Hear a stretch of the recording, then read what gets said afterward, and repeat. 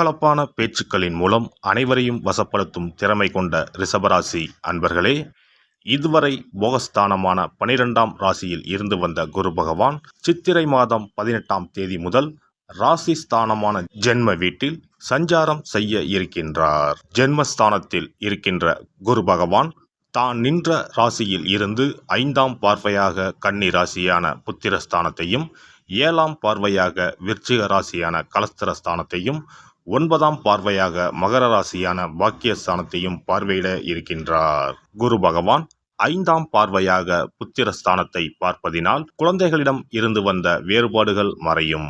பூர்வீக சொத்துக்களால் ஆதாயம் அடைவீர்கள். புதிய வீடு மற்றும் மனை வாங்குவதற்கான எண்ணங்கள் அதிகரிக்கும். கலைத்துறையில் மேன்மை ஏற்படும். நினைத்த இலக்குகளை அடைவதற்கான வாய்ப்புகள் அமையும். பொழுதுபோக்கு விஷயங்களில் ஆர்வம் உண்டாகும்.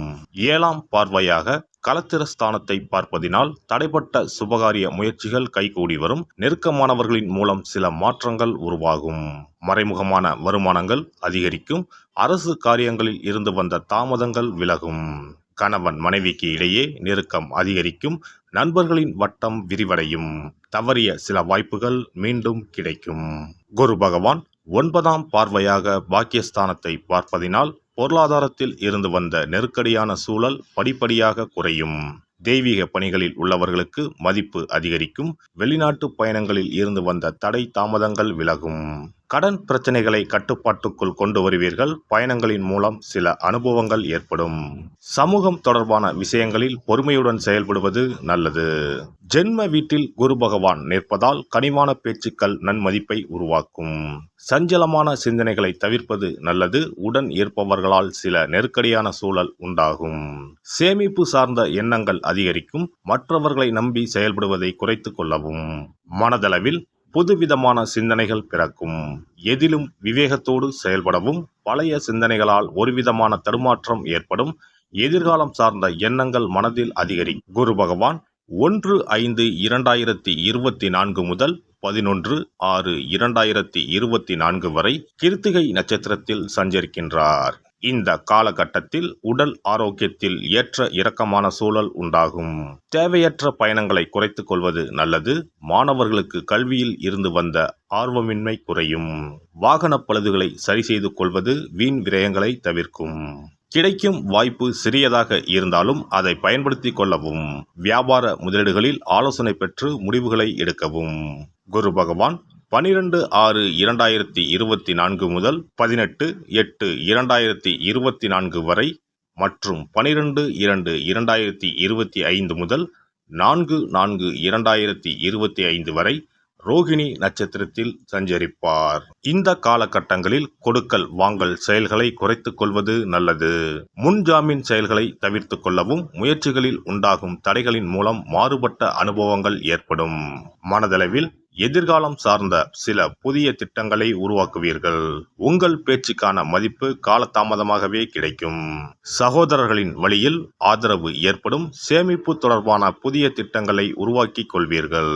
குரு பகவான் 19/8/2024 முதல் 14/10/2024 வரை மற்றும் 5/4/2025 முதல் 10/5/2025 வரை மிருகசிரிச நட்சத்திரத்தில் சஞ்சரிக்கின்றார். இந்த காலகட்டத்தில் பழகும் நபர்களின் தன்மைகளை அறிந்து ஆலோசனைகளையும் கருத்துக்களையும் கூறவும். ஆடம்பர சிந்தனைகளால் வீண் விரயங்கள் ஏற்படும். வியாபாரத்தில் சில போட்டிகள் இருந்தாலும் மாறுபட்ட அனுபவங்களின் மூலம் வெற்றிகளை உருவாக்கிக் கொள்வீர்கள். உத்தியோக பணிகளில் கவனத்தோடு செயல்பட்டால் முன்னேற்றம் ஏற்படும். வாழ்க்கை துணைவரின் தேவைகளை நிறைவேற்றி வைப்பீர்கள். சிலருக்கு வெளியூர் மற்றும் வெளிநாடு செல்வதற்கான வாய்ப்புகள் சாதகமாக அமையும். குருவின் வக்கரகால சஞ்சாரத்தால் நிலுவையில் இருந்து வந்த வரவுகள் தேவைக்கேற்ப கிடைக்கும். குடும்ப தேவைகளை நிறைவேற்றி வைப்பீர்கள். குழந்தைகளின் வழியில் சுபகாரியங்கள் செய்வதற்கான வாய்ப்புகள் சாதகமாகும். கணவன் மனைவிக்கு இடையே அந்யோன்யம் அதிகரிக்கும். பலம் மற்றும் பலவீனங்களை புரிந்து கொள்வதற்கான தருணங்கள் ஏற்படும். உயர் அதிகாரிகளின் மறைமுக ஒத்துழைப்பு கிடைக்கும். இந்த குரு பெயர்ச்சியால் பெண்களுக்கு உண்டாகும் பலன். குடும்ப விஷயங்கள் பகிர்வதை தவிர்ப்பது நல்லது. சிக்கனத்தோடு செயல்படுவது நெருக்கடிகளை தவிர்க்கும். புதிய வேலை வாய்ப்புகள் சாதகமாக அமையும். உடன் இருப்பவர்களின் மற்றொரு முகத்தை அறிவீர்கள். எதையும் நிதானமாக சிந்தித்து செயல்படுத்துவது நல்லது. பிள்ளைகளின் திருமணம் சார்ந்த எண்ணங்கள் அதிகரிக்கும். மற்றவர்களின் தனிப்பட்ட செயல்களில் அதிக உரிமை எடுத்துக்கொள்வதை தவிர்ப்பது நல்லது. திருமணமான தம்பதிகளுக்கு மகிழ்ச்சியான செய்திகள் கிடைக்கும். குழந்தைகள் பற்றிய கவலைகள் குறையும். மாணவர்களுக்கு பாடங்களில் இருந்து வந்த குழப்பங்கள் குறையும்.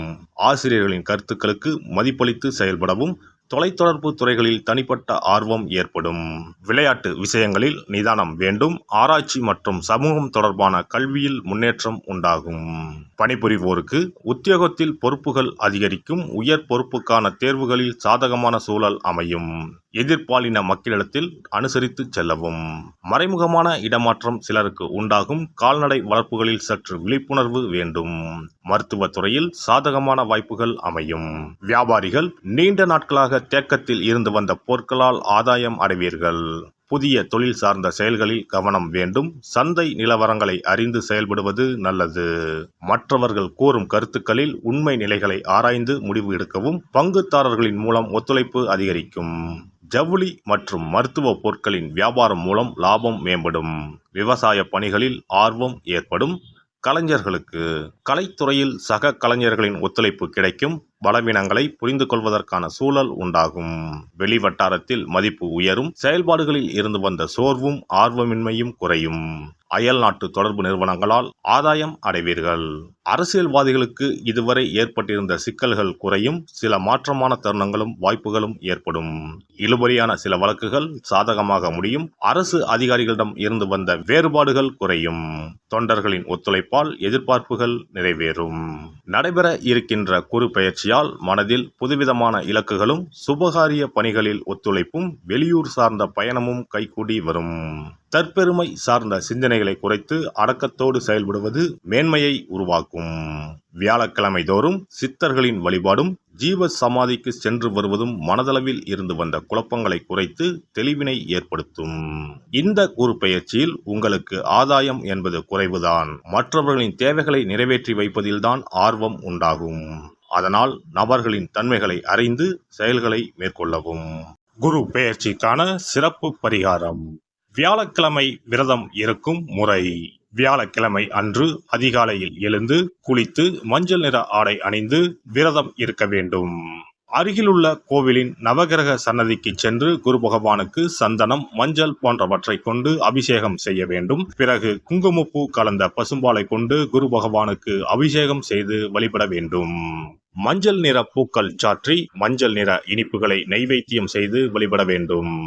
குரு பகவானுக்குரிய தானியமான கொண்டை கடலையை நைவேத்தியமாகவோ அல்லது கொண்டை கடலையில் மாலை கட்டியோ அணிவிக்கலாம். மாலை நேரத்தில் மஞ்சள் நிற இனிப்புகள், ஆடைகள் போன்றவற்றை வறுமை நிலையில் இருப்பவர்களுக்கு தானம் அளிப்பது நல்லது. இரவில் உப்பு சேர்க்காத உணவை சமைத்து சாப்பிட்டு வியாழக்கிழமை விரதத்தை நிறைவு செய்யலாம். குரு பகவானை வழிபடும் முறை. குரு பகவானுக்கு தேங்காய் எண்ணெய், நல்லெண்ணெய், நெய் ஆகிய மூன்றையும் கலந்து விளக்கேற்ற வேண்டும். குரு பகவானுக்கு ஏற்றப்படும் விளக்குகளின் எண்ணிக்கை 11 அல்லது 21 இருப்பது சிறந்தது. குரு பகவானுக்கு பிடித்த மலர்கள் முல்லை, மல்லிகை. ஆகையால் அவருக்கு முல்லை அல்லது மல்லிகை மாலையை அணிவித்து கொண்டை கடலையை படைத்து வழிபடுவது சிறந்தது. குரு பகவானுக்குரிய வளர்பிறை வியாழக்கிழமை விரதத்தை முறையாக மேற்கொள்பவர்களுக்கு வாழ்வில் பல யோகங்கள் ஏற்படும். சரியான காலத்தில் திருமணம் நடக்கும். ஜாதகத்தில் குரு கிரக தோஷம் இருப்பவர்கள் இந்த விரதத்தை கடைபிடிப்பதால் தோஷங்கள் நீங்கும்.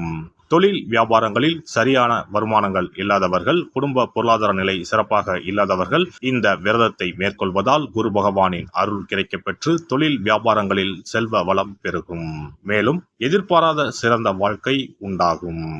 எல்லாம் வல்ல இறையருளால் நீங்களும் உங்கள் அன்பு குடும்பமும் உடல் நலம், நீலாயுள், நிறை செல்வம், உயர் புகழ், மெய்ஞானம் ஓங்கி வாழ்க வளமுடன். இந்த வீடியோ பதிவு உங்களுக்கு பிடித்திருந்தால் லைக் பண்ணுங்க, கமெண்ட் பண்ணுங்க, ஷேர் பண்ணுங்க, மறக்காம சப்ஸ்கிரைப் பண்ணுங்க, பக்கத்துல இருக்கிற பெல் பட்டனை கிளிக் பண்ணுங்க. நன்றி, வணக்கம். ஓம் நமச்சிவாய. சிவாய நம.